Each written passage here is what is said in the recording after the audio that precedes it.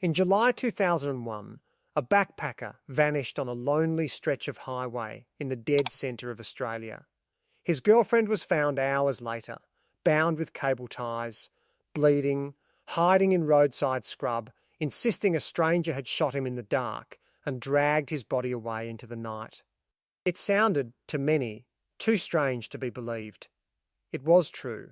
Despite one of the largest manhunts in Australian history, the victim's body has never been recovered. Not a bone, not a boot. Nothing. In July of 2025, the man convicted of his murder died of cancer in a hospital bed, still refusing, to his very last breath, to say where he left the body. 24 years later, and the Outback is still keeping his secret. This is not an isolated horror story. It is one entry, just one, in an enormous ledger of disappearances stretching back over a century and a half, across a landscape so vast, so empty, and so lethal that Australians gave the deep interior its own nickname, the Never Never. Because once you go in, some say, you never, never come out. Welcome to the Outback. It's sold to the world as the ultimate escape, endless horizons.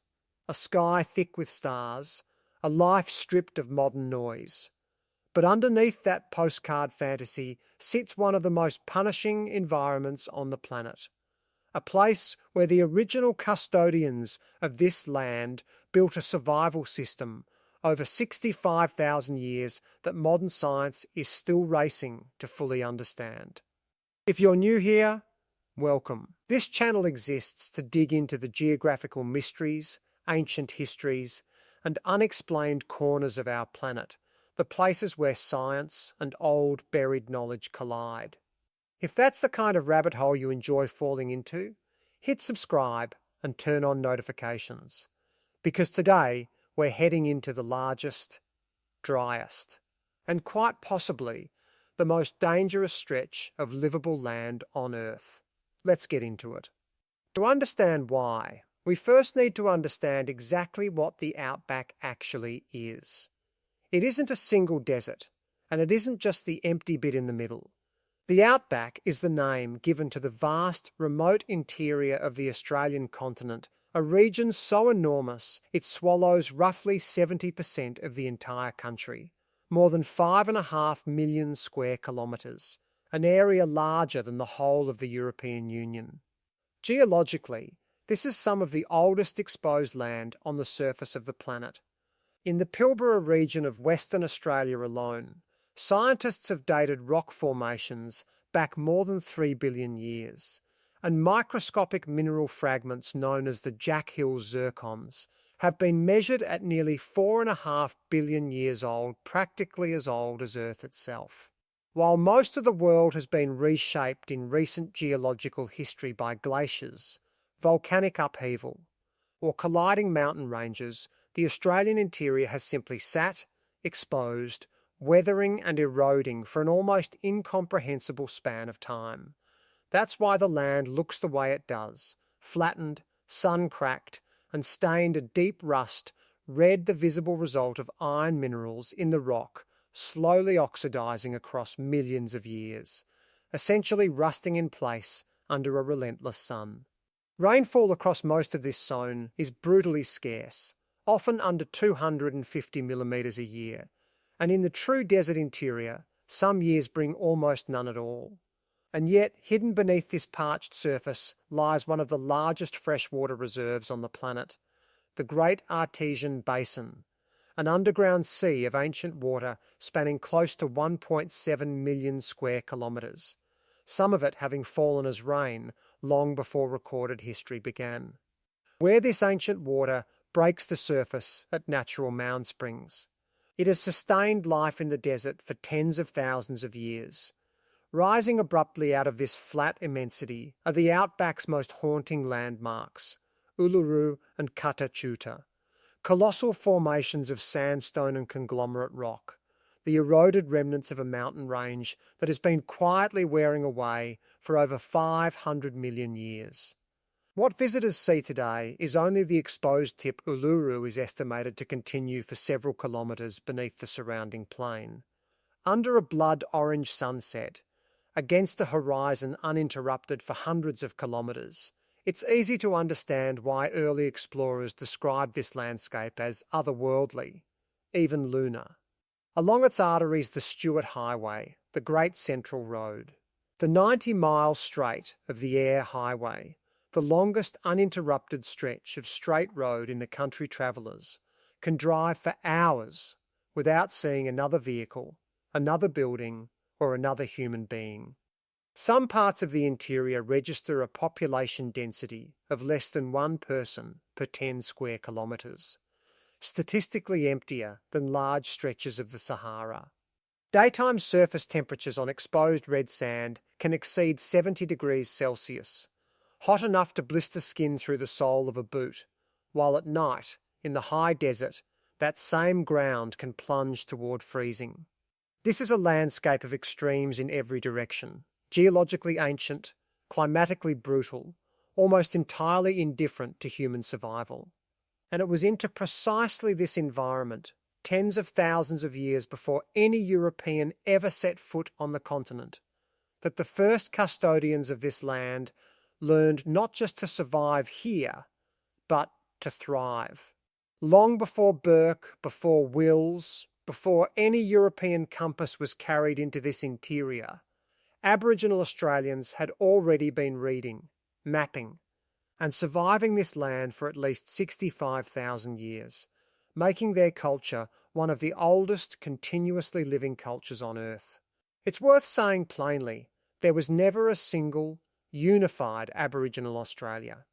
Before colonisation, the continent was home to more than 250 distinct nations and language groups, each with their own country, their own law, and their own sacred stories. But across that diversity, one concept recurs again and again, what is often translated into English as the dreaming, or, in the language of the Anangu people of Central Australia, Chukurpa, the dreaming isn't folklore in the way Western culture typically understands myth. It is lore, history, and spiritual belief fused into a single living framework, an explanation of how the land, the animals, and the people came to be, and a set of instructions for how to live within that land safely and correctly. Ancestral beings journeying across the continent during the creation era were said to have shaped the mountains, carved the riverbeds, and sung the world into existence as they walked. Those creation paths are known as songlines, vast, invisible threads stretching sometimes for thousands of kilometres across the continent, each one functioning as a kind of ancient GPS, memorised through song, dance, and ceremony, passed down with such precision that a person could travel from one side of the country to the other, using nothing but the lyrics of a song to know exactly where the next waterhole would be.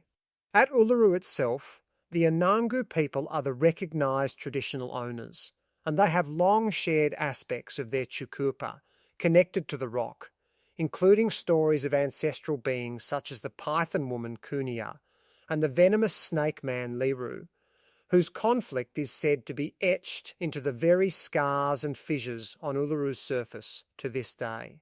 For the Anangu, the rock was never simply scenery. It was, and remains, a living document of law and consequence, and specific sites around it were designated off limits to all but initiated members of the community, not out of superstition, but because those places carried real, serious danger, or because the knowledge tied to them was sacred and restricted.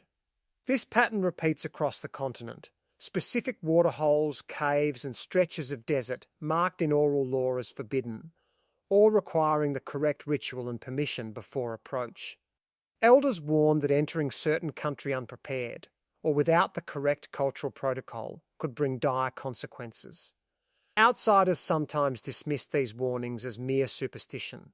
But time and again, when researchers have taken them seriously, they've found something else entirely. Functioning, practical survival science, encoded into story, because story is what survives across tens of thousands of years, when there is no written language precise knowledge of where flash floods gather, where the ground gives way, where dangerous creatures nest, and where a traveller could walk for 100 kilometres without finding a single drop of water. The ancient custodians of this continent didn't need seismographs or satellite data. They had tens of thousands of years of accumulated, transmitted, and tested observation. And long before any modern scientist arrived to study the Outback's dangers, the people who called it home already knew, in exhaustive and specific detail, exactly where and how it could kill you. The first entry in this ledger dates to April 1848. Ludwig Leichhardt, a Prussian-born naturalist who had already achieved fame for one gruelling trek across northern Australia, set out from the Condamine River district in Queensland with a small party of men aiming to cross the entire continent from east to west, an unmapped, largely waterless route of thousands of kilometres. They were never seen again. No credible trace of the expedition, no bodies, no packs, no definitive final campsite has ever been conclusively confirmed, despite search parties combing the interior for well over a century afterward. Scattered clues have surfaced across the decades, fragments of equipment. A tree scarred with markings some believed belonged to the expedition, and skeletal remains occasionally unearthed by later travellers, tested and ultimately ruled inconclusive. To this day, the fate of the Leichhardt expedition remains one of the great unsolved mysteries in Australian history, an entire party of men, absorbed by the interior without explanation. 12 years later, the Outback claimed two of the most famous names in Australian exploration. In 1860, Robert O'Hara Burke and William John Wills led a lavishly funded expedition, nicknamed the Camel Corps for its imported pack animals, attempting the first south to north crossing of the continent. They succeeded, reaching the mangroves near the Gulf of Carpentaria in February 1861. But the return journey collapsed into catastrophe. Delayed and exhausted, the pair staggered back to their depot camp at Cooper Creek, only to discover the support party had departed that very same day, leaving a single word carved into a coolabah tree dig. Buried beneath it were meagre supplies, not nearly enough. Burke and Wills died of starvation and exhaustion in the following weeks. Camped in country that, unknown to them, held enough food and water for anyone who understood how to find it. Knowledge held by the local Yundrawunda people, who tried repeatedly to help the dying men. Only one member of the advance party, John King, survived, kept alive in his final weeks in the desert by that same Yundrawunda community. The dig tree still stands on the banks of Cooper Creek today, a monument to a margin of hours between rescue and one of the country's most infamous exploration disasters. Then there are the sightings that never fit neatly onto a single date. Since at least the late 1800s, travellers across the Channel Country of Western Queensland have reported an eerie phenomenon, glowing orbs of light, hovering just above the horizon on pitch-black nights, sometimes appearing to follow vehicles for kilometres, retreating the moment anyone approached, and vanishing without a trace by morning. They became known as the Min Min Lights, named after a long-abandoned outback hotel near the town of Boulia, where some of the earliest reports originated. Generations of stockmen, truck drivers and townsfolk swore the lights were real and swore they couldn't be explained by any conventional light source for 100 kilometres around. Some believed them to be the spirits of the dead. Others whispered about visitors from somewhere far stranger. And then, in July 2001, the modern era added its own entry to the ledger. The very case teased at the start of this video. British backpacker Peter Falconio, 28 years old, and his girlfriend Joanne Lees were driving north along the Stuart Highway, near the tiny settlement of Barrow Creek, some 300 kilometres north of Alice Springs, when they were flagged down after dark by a stranger in a four-wheel drive utility who claimed to have spotted sparks coming from their vehicle's exhaust. What followed became one of Australia's most infamous nights. A gunshot in the darkness, Lees, bound with cable ties, breaking free and fleeing into the roadside scrub, hiding for hours as her attacker searched for her with a torch and a dog. She survived. Peter Falconio did not. In December 2005, local man Bradley John Murdoch was convicted of Falconio's murder and sentenced to life imprisonment. Despite an exhaustive multi-decade search, Falconio's body was never recovered, swallowed somewhere by thousands of square kilometres of scrub, gorge and red dirt. Murdoch, who always maintained his innocence, died of cancer in July 2025, in a hospital bed in Alice Springs, having never once revealed what he did with the body. He took the Outback's most infamous modern secret into his grave. Now, if you're waiting for this video to tell you the Outback is haunted, or cursed, or hiding something extraterrestrial, keep watching, because what investigators and scientists actually found when they dug into these cases is stranger and considerably more unsettling than any ghost story. The truth doesn't need monsters to be terrifying. Make sure you're subscribed before we get there, because it's about to get seriously unsettling. As stories like these spread across generations, they inevitably attracted embellishment and outright conspiracy. Near the settlement of Wycliffe Well in the Northern Territory, locals have logged so many strange lights and aerial sightings that the town now bills itself, only half-jokingly, as the UFO capital of Australia.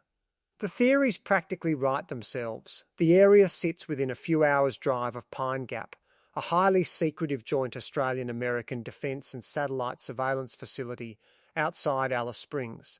And for decades, conspiracy theorists have insisted the base is a cover for something far stranger than intelligence gathering. Investigators who've actually examined the sightings tell a less dramatic story. The Outback's isolation cuts both ways.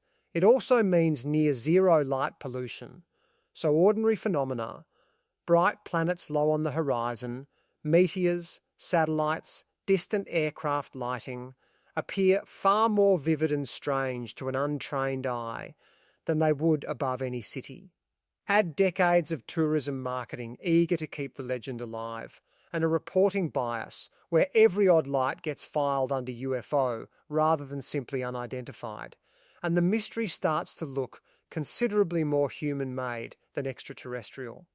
The Min Min lights received the same scrutiny and produced a genuinely fascinating answer. In the early 2000s, University of Queensland neuroscientist Jack Pettigrew proposed that the phenomenon is a form of superior mirage, in the same optical family as the famous Fata Morgana effect seen at sea. On the extremely flat plains of the Channel Country, under specific temperature inversion conditions, light from sources far below the horizon, a truck's headlights, a distant campfire, even a star, can bend around the curve of the Earth and appear to hover, drift and vanish, sometimes originating from light sources over 100 kilometres away.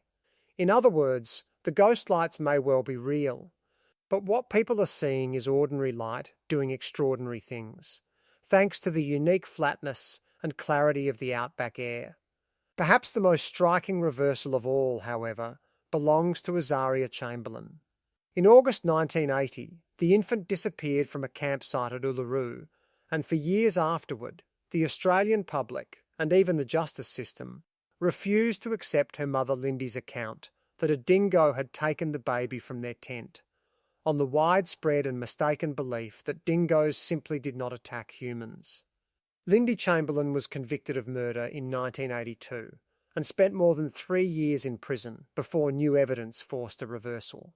It would take until 2012, 32 years after Azaria vanished, for a coroner to formally rule what Lindy had said from the very first night: a dingo was responsible. It remains one of the only cases in the country's history where the unbelievable explanation turned out to be the true one, not because of anything supernatural, but because everyone, experts included, had dangerously underestimated the local wildlife. Strip away the ghost stories and the conspiracy theories, and what remains is a place that requires no supernatural explanation to be genuinely lethal. The single greatest killer in the Australian outback isn't a snake, a shark, or a spider, it's the heat itself. In the deep interior, daytime temperatures regularly exceed 45 degrees Celsius. And the human body can lose more than a litre of fluid an hour to sweat in those conditions. Without shade and water, severe dehydration and fatal heat stroke can set in within hours, not days. Compounding this is the sheer scale of the isolation. Across most of the interior, mobile phone coverage simply doesn't exist.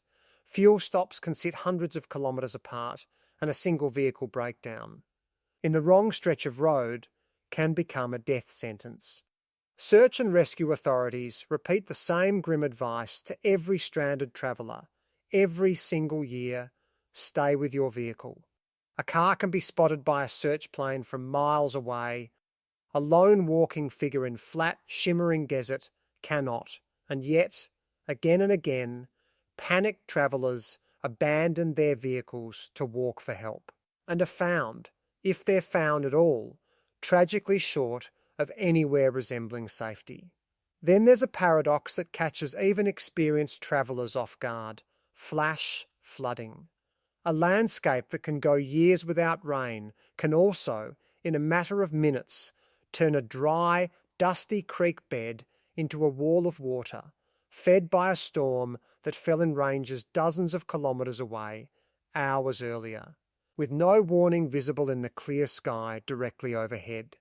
Campers who pitch their tents on the flat, clear ground of a dry riverbed have paid for that convenience with their lives. Add to this a wildlife roster that includes several of the most venomous snake species on the planet. And, as the Chamberlain case proved beyond doubt, apex predators like the dingo. And the danger compounds further still. Even the ground itself can betray you. Across old goldfields regions, thousands of abandoned, often unmarked mine shafts riddle the earth, some of them century-old vertical drops swallowed by drifted sand and scrub, invisible until the moment the ground gives way beneath a boot. It was precisely this combination of heat, distance, and isolation that led the Reverend John Flynn to found the Royal Flying Doctor Service in 1928, not as a convenience, but as an emergency response to a landscape that was, quite simply, killing the people who tried to live in it faster than any horse or wagon could reach them. Nearly a century later, the service remains one of the largest and busiest aeromedical operations on the planet. A permanent, institutional admission that this land has never once stopped being dangerous.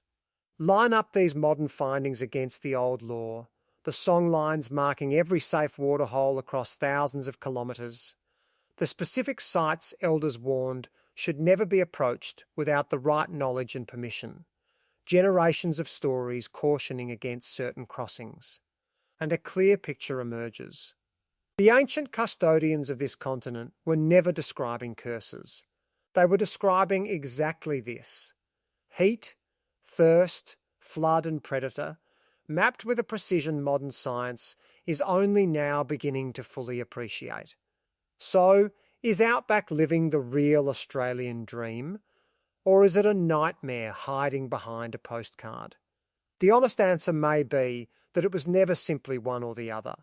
For tens of thousands of years, the people who called this land home didn't conquer it or tame it. They learned to listen to it, and they survived by respecting rules written in story rather than in science. Every disappearance, every unexplained light, every wrongful conviction eventually corrected by hard evidence, points to the same underlying truth. This landscape was never mysterious in the sense of being unknowable. It was simply older, harsher, and more demanding of respect than newcomers arrived prepared for. Modern science and ancient law, it turns out, were never in opposition. They were describing the very same truth in two very different languages. Would you ever attempt to live out there, fully immersed in the real outback? Or is this the kind of dream best admired from a safe distance? Let us know in the comments, and if this journey into one of the world's most extraordinary landscapes held your attention, subscribe for more, because we've barely scratched the red dirt surface.